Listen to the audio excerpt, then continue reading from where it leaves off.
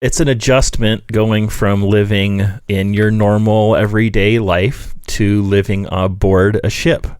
I'm an introvert and living in that tight community. In the States, it's all about me. It's all about, how am I feeling and,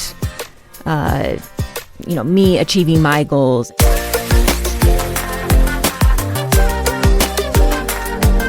Hello and welcome. Thank you for joining me on the Gift of Need podcast. I'm Jude DiMeglio Trang, author and observer of human need in society. This podcast seeks to address the overlooked power of need and how it shapes our behavior, our relationships, and society as a whole. And it's born from my belief that our needs are not burdens, but they're opportunities and gifts. My guests today are Julie and Josh Remer. Thank you for having us. Hi. Hi there. I'm so glad you could be here. Can you each tell us a little bit about your backgrounds and education? Sure, I can start. So I was born and raised in Central California and then went to school in the Los Angeles area. And after school, I worked as a pediatric nurse for 15 years. And then just in 2025, Josh and I relocated to Tucson, Arizona, where we are now. And I have a career of spanning about 20 years working in local and international nonprofit organizations and NGOs, and have worked in some of the largest NGOs in the world. And in 2014, I got a master's in business administration. I've been using that in my jobs in the nonprofit world. We are going to be discussing caring for our neighbors and those who are in need, near and far, particularly the least among us and the poor with whom we share this earth. And a lot of times we forget about them because they're so far away. We maybe see them on the 6 o'clock news, and that's kind of it. So we're going to talk about mercy ships because Josh and Julie have a relation to mercy ships. It's a nonprofit charity that operates hospital ships in developing nations, primarily Africa. They provide free, life-transforming surgeries and medical care to people who have limited access to health care through a global community of volunteers. Mercy Ships began in 1978, and currently they have 2 fully outfitted, state-of-the-art, beautiful hospital ships working year-round. Julie and Josh have served as volunteers on 2 separate occasions with Mercy Ships. I've asked them here to share their experiences and insights. So, how did you guys become interested in volunteering with Mercy Ships?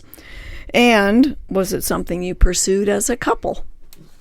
Yeah, well, the first time I met Julie, the very first day I met Julie, she was talking about Mercy Ships. We were on a camping trip with friends, and I thought that was really cool. I had never really heard much about it. I think I'd heard something about it from you guys probably first. Really? Yeah, like, I don't know, 25 years ago. And anyway, so fast forward a few years, Julie and I got married and were working, and we kind of felt like we needed a change in our jobs.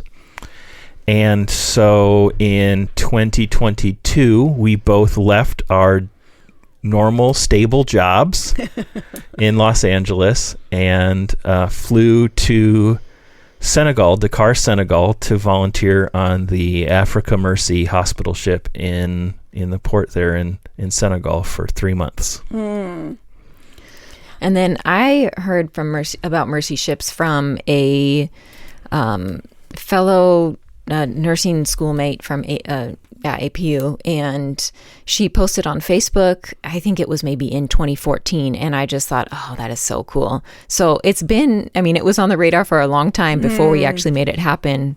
But yeah, that was how I first heard about Mercy Ships. Well, Mercy Ships uses doctors, nurses, medical support staff, mariners, and other professionals to provide the life-saving surgical procedures in a safe and sterile environment. including, of course, clean water, reliable electricity, and the monitored care center and for aftercare, right? Everyone is responsible to cover their own expenses for travel and their time on board ship, which is really amazing when you think about that. You get, excuse me, people like you who are professionals who leave your work and do this all, at your own expense. So what specific experiences and training did you each feel could help the people that the Africa Mercy would serve? Yeah, I can start. Mine is pretty clear. I was a pediatric nurse for 15 years, and Mercy Ships is always in need of pediatric nurses. So if you look online, you can see that. And so I thought I would be a good fit for that. I also love to travel and experience other cultures, and I'm adaptable. So for all of those reasons, I thought this sounded like a pretty good fit for me. Yeah, and for me, I really didn't want to do anything in the administrative or finance area or office job. There's a lot of other roles that need to be done on the ship, from cleaning rooms, and I ended up working in Senegal. I ended up washing dishes for 3 months, which was a really wonderful. It was a really good experience, and it's one of those things that that you don't realize you really need until you're on a ship with 400 other people who are trying to achieve a goal, and washing dishes becomes a really important part of that. I think of, what you always hear about the armies in history and the support train that followed them, the wives and the cooks and I forget what it's called, but it's the backup. Oh, the army moves on its stomach? Yeah. Oh, it's true. It's true. Things like when we were in Senegal, there was a guy on board who was a baker, who was called by God to be a baker on the ship, this Dutch man, and he made loaves of bread every morning at 3 a.m. And basically everyone on the ship looked forward so much to those loaves of bread. Oh, man. And without him, the morale was down on days he was off. So, what types of medical care and surgeries does Mercy Ship offer? So it's a pretty expansive list, but the shorter version is they do cataract surgeries, oral surgeries, even major ortho surgeries, plastic surgery for burns, hernia repairs, thyroidectomies, facial tumor removal, and reconstruction. Some of the surgeries can be pretty straightforward, like cleft lip and palate repairs, and some of the facial tumor removal and reconstructions are like multi-step surgeries and can be pretty extensive. So they do everything from little to huge. Wow. Mm-hmm. You think about that, those kind of things that are so specialized and that people in, developing nations just have no access to, right? So How did your time on the first trip change your perspectives and lives? Well, it's an adjustment going from living in your normal everyday life to living aboard a ship. I'm an introvert, and living in that tight community with 400 other people is a lot. However, the community of that place is also beautiful. All the people there who are there to serve are volunteers. They have to raise their own support or self-fund themselves to be there. And everyone on the ship has the same purpose, really. And that's beautiful. That's just an incredible place to be in, and it's an incredible community to be in. And I think that's the thing that really stood out to, I think, both of us the most, is that that community around a common purpose, a common service, and really seeking to serve the people of the country. So when we were in Senegal, serving the Senegalese people, or serving the Malagasy people when we were in Madagascar. Yeah. And then also as far as community, I think it was fascinating to see just how community oriented the culture in Senegal was.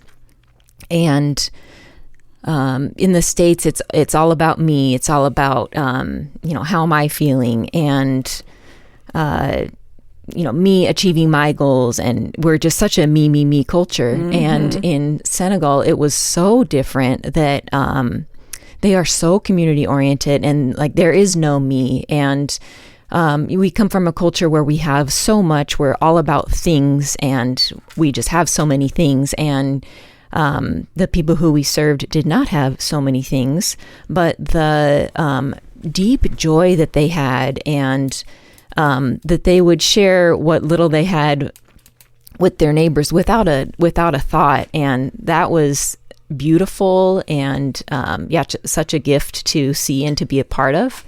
And I remember that was during one of the pediatric ortho rotations, so it was lots of kids in having their legs with pins in them and casts, and we would teach them how to play bingo. And so any newcomer on the ship, this is not a game that many Africans know, as far as I know. And so we would be passing out the bingo cards, and any newcomer would say, no, I'm not going to play this. And all of the other patients and families would say, no, you're playing bingo. And they put a card in front of them. And then, the next night it's the same story, and they're immediately enveloped in the community, and makes it such a more comfortable time for that patient who is scared, who's going to be going for surgery in the next day or two. Mm-hmm. And the way that they brought people into this community was such a beautiful thing. And I haven't witnessed that, that type of embrace in the States. So that was just, beautiful. And I think something that has stuck with me. Mm. Would you each describe your experiences on the two trips? What did you do that was similar, and what was different? And was it related to the country? What were the dynamics like? Yeah, well, I'll tell you what's the same. The ship is the same. Now, the people on the ship might be different, but we were 3 doors down from the room that we were on the ship the first time. We had there's the same problems on the ship. Sometimes the toilet is a little finicky. The same challenges on being on the ship. But it's so familiar. As soon as you're on board, you're like, it's home in some way. And that community is the same on the ship. What's different is the culture that you're in, and then maybe the role that you have on the ship. Now, Julie both times was in the same role, doing pretty much the same thing, and so I don't know that there's much difference in that. I had a vastly different role on the ship. In 2022, I worked in the dining room with a bunch of local guys washing dishes for 3 months. And that was such a beautiful, really cool experience. And I got to see everyone on the ship 3 times a day for breakfast, lunch, and dinner.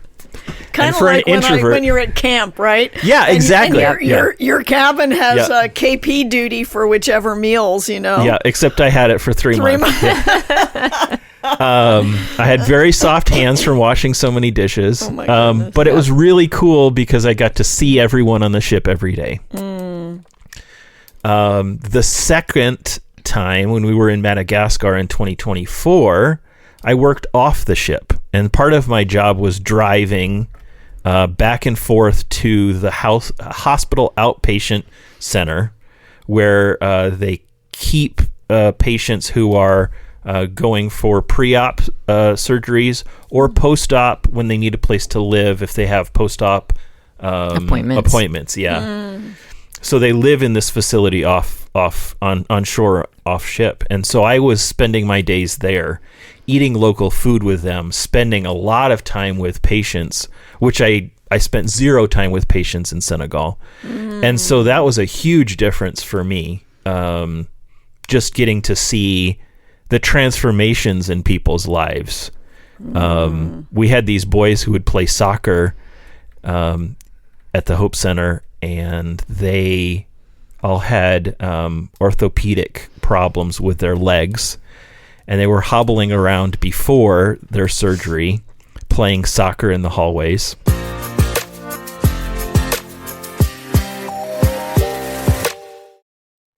After the surgery, they were back playing soccer in the hallways. However, they had feet and legs that functioned more properly. And it was just a joy to see them running around the halls when they previously, a few weeks before, couldn't run at all. Wow. And so little simple things like that were kind of the difference for me, because I went from purely a supportive role to something that was more hands-on. Different, yeah. Yeah. And for someone without medical experience, that's a challenge too. I bet. Julie, is there a particular case that you want to tell us about and maybe why it stands out to you? Yeah, so I will forever remember this patient named Kumba, and I can share her name because she's on the website. And Okay. She was a 31-year-old at the time, and when she was 4 years old, her little brother was playing by the cooking fire. He got too close, got burned.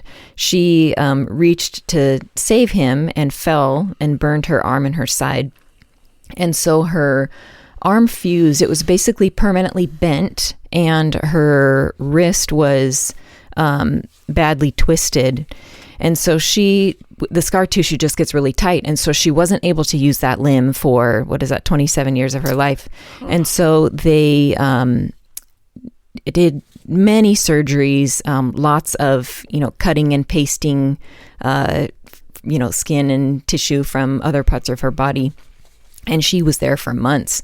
And so I took care of her this one day, and she was just in excruciating pain, and we had tried different medications, we had tried different things, we could not figure out what was going on, and talking to different doctors and the physical therapists and wound care, and eventually they ended up doing a change on her dressing, which was the entire length of her arm from shoulder to hand, and they decided that it had been too tight in certain spots, and so after they redressed it, it was better. But from that time, anytime I saw her, whether I was caring for her or not, there was just such a warmth and kindness, and whether it was a hug or a glance, occasionally it was a word or two in one of the local dialects, but that was about the extent of my skill and understanding of the local language. But it was just the warmth that can be shared between two people without having words. She will stick with me forever, and I really enjoyed getting to know her and caring for her. That's, I'm just getting the joy from out of you guys' stories and faces from this experience. I know from reading about Mercy Ships that they have excellent financial health and accountability with a 4-star rating from Charity Navigator, which is really important. That being said, there are discussions about Western charities that center around criticisms for the potential of white saviorism. And this relates to colonial ideologies and undercurrents of Westerners saving people of color and not acknowledging local health care efforts, etc. And this criticism is addressed by Fickert and Corbett in their book, When Helping Hurts, How to Alleviate Poverty Without Hurting the Poor and Yourself. Knowing there are many people who have a sincere desire to help those who are less fortunate and suffering from the effects of systemic poverty, the authors write about discovering a different way to understand poverty and what types of help lead to long-term change, which is what we all want. That's the bottom line. Nobody thinks, oh, well, I'll do this, I'll give this money, I'll send this thing for charity, and I don't care if it only helps them for a day. No, we all want to see change, but that doesn't mean that what we do actually brings long-term change, right? So can you address this complicated issue by telling us what Mercy Ship does to help not just individuals, but their societies in a long-term way? Yeah. Well, the goal of Mercy Ships is that eventually Mercy Ships becomes unnecessary. A huge component of the work of Mercy Ships is in training of local surgeons, doctors, and medical professionals. And they have a program called ETA, which stands for Julie... Education, Training, and Advocacy. Yeah. So they do a lot of work training local staff. Also on the ship, a large number of the people who are working on the ship at any given time, about half of them, are local individuals, local people.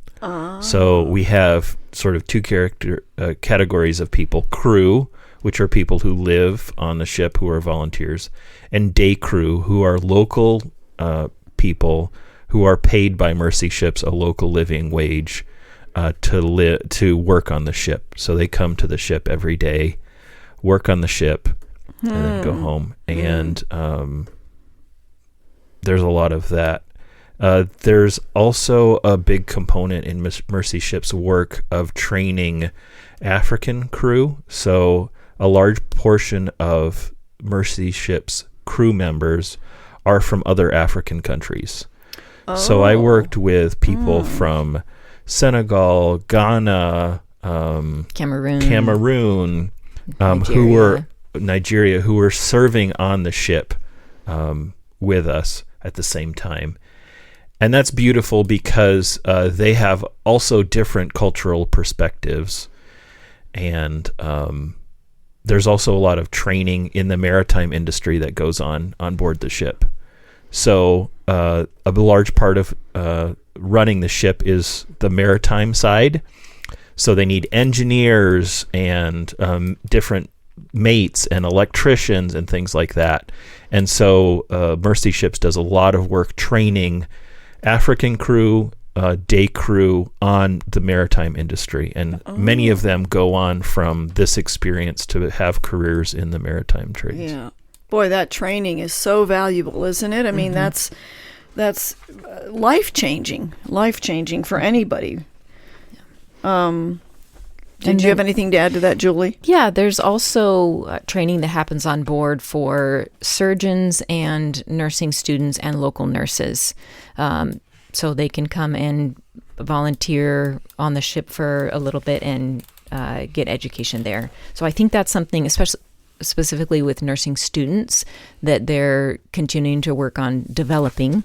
But when we were in Madagascar, there were nursing students on the ship, and I think they hope to do that more. That really fills a need. Mercy Ship's mission statement says, "We follow the 2,000-year-old model of Jesus, bringing hope and healing to the world's forgotten poor." And they state that globally, 5 billion people lack access to safe surgery. Around the world, in places without access to medical care, there are children and adults suffering and dying from treatable causes. Without help, 1 in 11 will die before age 5. That's a startling statistic. And they're really hard facts for us to comprehend. There can be no doubt that Mercy Ships and the sacrificial service of the thousands of volunteers is meeting desperate needs, right? And that the expense and energy freely given is a gift. How has the need of these countless millions of people been a gift to each of you? Yeah, so you go not really knowing what to expect. You have this skill set that you plan to offer, and then you end up learning from the people. You leave with invaluable life lessons and friendships and experience another culture and both in the country that you are serving and also the cultures of the many people who you work alongside on the ship. So I think you go with this, okay, I have this goal that I'm going to accomplish and serve in this way, but you can't plan for and just don't know you'll leave with so much more than you came with.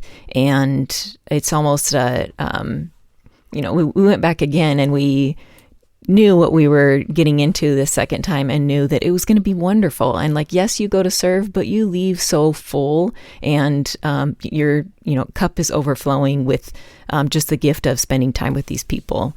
So it's definitely, you go with the intent to serve, but leave being served in a sense. Mm.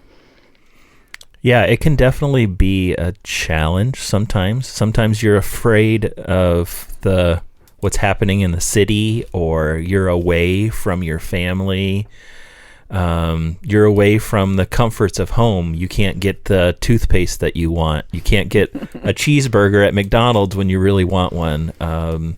You're so far away from everything. If you want to talk to family, sometimes it's a challenge to get a good internet connection to call home. But the relationships that we built with the people, not just on the ship, but the local people that we worked with, is so valuable. And we keep in touch with some of those people still. And they have given so much of their lives to us.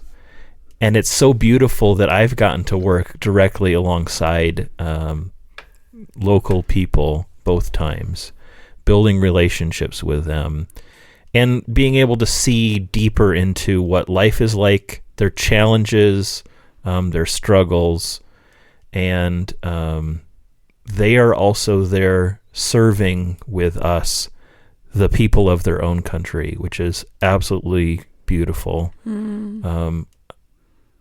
This last time in Madagascar, I worked with a team of 60 local people, and many of them had as much of a passion for serving the people in their own community as any of the volunteers on the ship, which is just really cool to see. And it helps put our service into a different perspective. Mm-hmm. How are we serving the people around us in our neighborhood, in our community? Mm-hmm. Not just across the sea. So yeah. Did you find it hard to get time off? And your time there, I think you mentioned 3 months was one of them. Is that a given? Can you go for any length of time to serve on Mercy ships? So it depends on the role. Some roles are only long-term commitment, which can be a year or two. Some roles can be as short as 2 weeks. And for nursing, I think the first time you go, they'd like it to be 3 months. So it really varies depending on the role that you're going into. It's hard to get time off, especially together as a couple. Yeah. With very different roles. Our schedules were in conflict a lot. And so if we'd have a day or two on a weekend free, that was like a great bonus. While you were on the ship. While we're on the ship, yeah. So, did you have much private time, or is it pretty full on? It's pretty full on. It's pretty full on. Thankfully, we shared a room with just the two of us. So then anytime one of the introvert in us needed to retreat, he could just go to the room. But sometimes I'm in the middle, extrovert, introvert, and even I too sometimes would just want to like lay on the bed or the couch and do nothing. And then there were other nights that there's games going on, and so I would tell Josh, okay, I'm going to go play games, and he would say, yeah, I'm going to stay here. And it's a beautiful community too, because we have chapel, we've got different activities, there's movie night, there's a school on board with all of the children of families who live on board the ship, and sometimes they'll have a skit night or something like that, or musical performances, or people will go out to a football match or something like that. So there's a lot of really cool life on board that happens in the middle of you doing your job. And you're really there to serve. It's not like going on a vacation and they utilize you to your full extent. Yeah. I guess so. But back to your question about getting time off, it was hard for both of us. That from was your jobs from in our the jobs States? in the States. Mm-hmm. Yeah, that was one of the reasons we both decided to quit our jobs that first time. And the second time we went for 6 weeks, and that time we were both able to keep our jobs. So I think sometimes there can be a personal leave at different organizations, and I think sometimes that personal leave can be extended depending on if you ask the right person. Mm-hmm. So Mm-hmm. yeah. Do you think that we all have the need to help others, that as humans on this earth, or the majority of us, let's not talk about the people that we don't like, a lot of them ruling the world, but let's talk about in general, that we all have a need to help others, and if so, why? I think for us, that really comes down to our faith. We feel called as followers of Jesus to serve the people around us. And I think both of our careers, our professional careers, have really pivoted around that knowledge that we are being called to serve these people. It's not something that we just do for fun or do for our own gratification, because sometimes it's really hard, really difficult, not fun, not glamorous, but it's something that we feel that God has called us to. And I think that's what drives us to continue to consider doing things like this in the future. Yep. Well, and I know for when John and I were young and had become Christians, and John almost quit pharmacy school because we thought, what? Why do people need medicine? We didn't take medicine. Of course, we were 25. You don't have many aches and pains normally, and we just thought, as Christians, we should be missionaries and blah blah blah. And yet, what we learned, thankfully, we had some good counsel, and what we learned over time was that all the careers, all the ways in which we are gifted as people and the desires we've been given are ways, it's how you look at it. Am I here to use my talents, my family background, my abilities to amass things for myself? Or am I here to use my life as a way to give and to serve others? And what you find is that the people that do that, whether they're people of faith or not, even though a lot of people who do are people of faith, but that you find that gift of joy that we receive is just, it's something you just can't compare. And so whether you're a school teacher or a plumber or a barista, you can do it. Paul said, whatever work you do it heartily, because ultimately we serve God. That's who we will answer to, and that's who we, with joy, want to serve. And I think that's what I'm trying to get across in the gift of need, that on this earth there are needs and there are ways to meet those needs. And when those two things connect, then everybody is fulfilled, and it brings joy to us all. So something you said is really kind of cool, because you listed barista. You talked about John being a pharmacist. Those are all jobs that are needed on the ship. We have baristas, we have electricians, we have pharmacists, we have bakers, carpenters, school teachers. These are all roles that are needed in this one place. And if they're needed in one place, they're needed elsewhere as well. Yeah. So. Well, we could go on. I know you two have had lots of rich and wonderful experiences. Thank you, Julie and Josh, for making the time to be with us today, to take a break out of your jobs that you do here and talk about how the needs we all have to be valued and cared for can become opportunities for others to use their abilities and gifts to meet the needs of individuals and communities and society, which in turn, as we said, brings joy and fulfillment to us all. Yes, thank you so much for having us. Yeah, thanks for having us. Glad to be here. You can check out Mercy Ships by going to mercyships.org, and you'll find all the information you need, whether you want to support them financially or whether you'd like to volunteer. And age does not matter. You can be young and you can even be old. You can, whatever you have to offer, they would love to have you serve. The great music you're hearing now was written and performed by Gabe Kubanda at Kubanda Music. You can find him on any streaming service. The engineer is Ray Engineeri of 3rd Street Productions here in Tucson, Arizona. Please consider following, rating, and sharing this podcast and subscribing to my free Substack newsletter. And leave a comment or review. I would love to hear from you. Bye!